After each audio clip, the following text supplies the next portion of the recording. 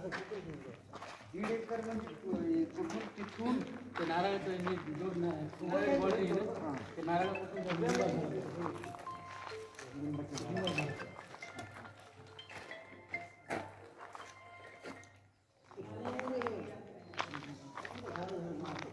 आता एवढं शांती वाटायली इथं. हा बोल, निसर्गरम्य वातावरण वाटायला.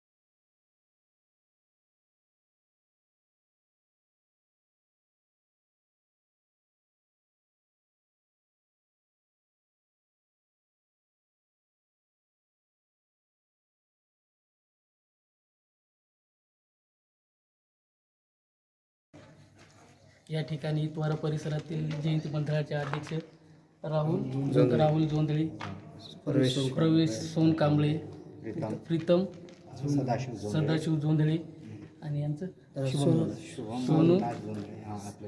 सोनू जोंधळे, स्वप्नील कांबळे, सुनील जोंधळे, अनमोल गायकवाड यांची आपल्या श्रावण प्रशिक्षण केंद्राच्या इथे येऊन त्यांनी भेट दिली.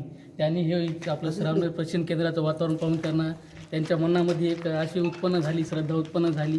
त्यांनी आता काम पाहिलं आपल्या इथं की काम आता श्रावण दीक्षाभूमीचं काम चालू आहे. त्यामध्ये खालचा फ्लोर आहे, 90x90चा फ्लोर आहे खालचा, त्याच्यावरचा फ्लोर असेल 90x90चा तो पण फ्लोर असेल आणि त्याच्यावर एक घुमट येईल आपलं. तर दुसऱ्या फ्लोअरवर आपलं जे समाजातील मुलं आहेत ज्यांना शिक्षणाची गरज अत्यंत गरज आहे, तर त्यांच्यासाठी सुसज्ज असं ग्रंथालय वरच्या फ्लोअरवर राहील आणि त्याच्या वरच्या फ्लोअरवर तिसऱ्या फ्लोअरवर राहील आपलं की जे आपण मेडिटेशन करतो ध्यान साधना, तर त्याच्यामध्ये आपले कमीत कमी 700 आसन बसतील. अशी ध्यान साधना मेडिटेशनसाठी ते वरचा फ्लोअर राहील आपला. 3 मजली ह्या फ्लोअरचं काम आहे, तर त्याला कमीत कमी 3-3.5 कोटी रुपये लागत आहे. तरी समाजातील सर्व दानदात्यांनी या कामाला आर्थिक दान देऊन सहकार्य करावे हीच सर्वांना विनंती आहे. सर्वांचं मंगल हो करेल. किती एकरमध्ये परिसर आहे? याच्यामुळे आपला सर्व परिसर हा 1.5 एकरमध्ये आहे. 1.5 एकरमध्ये. 1.5 एकर हा समाजदानातून आमचे गुरुवर्य पूज्य भदंत पयाबुधी स्थवीर यांनी समाजामध्ये फिरून हे करून 1 रुपया जमा करून हा 1.5 एकर परिसर विकत घेतला आणि त्याला साईडला 2.5 एकर गायरान आहेत. त्या 2.5 एकर गायरानमध्ये आपण गाडी पार्किंग आणि झाडे हे लावतो, आपण ते वृक्षरोपण करतो त्याच्या. याच्या व्यतिरिक्त आजूबाजूला काय बनणार आहे? इकडं समजा आपलं जे भिक्खू संघ आहेत तर त्यांच्यासाठी तिकडे हे राहील आपलं राहण्याची व्यवस्था. आणि इथं शाळेचं बी तुम्ही हे आहे वाटतं प्रोसिजर तुमचं? त्यामध्ये श्रामनेर प्रशिक्षण केंद्र आहे चालते इथं. तर याच्यामध्ये काही 5-6 जण आपले श्रामनेर आहेत इथं शाळेमध्ये शिक्षणासाठी पण आहे. अच्छा. तर म्हणजे धम्माचं पण एक शिक्षण होईल त्यांचं आणि जे शैक्षणिक शिक्षण पण त्यांचं होईल. अच्छा. पाली भाषेवर काय आहे का आपल्यापाशी? पाली भाषेवर आहे आता ते पुढे चलून करायचं आपल्या पाली भाषेमध्ये. अच्छा अच्छा.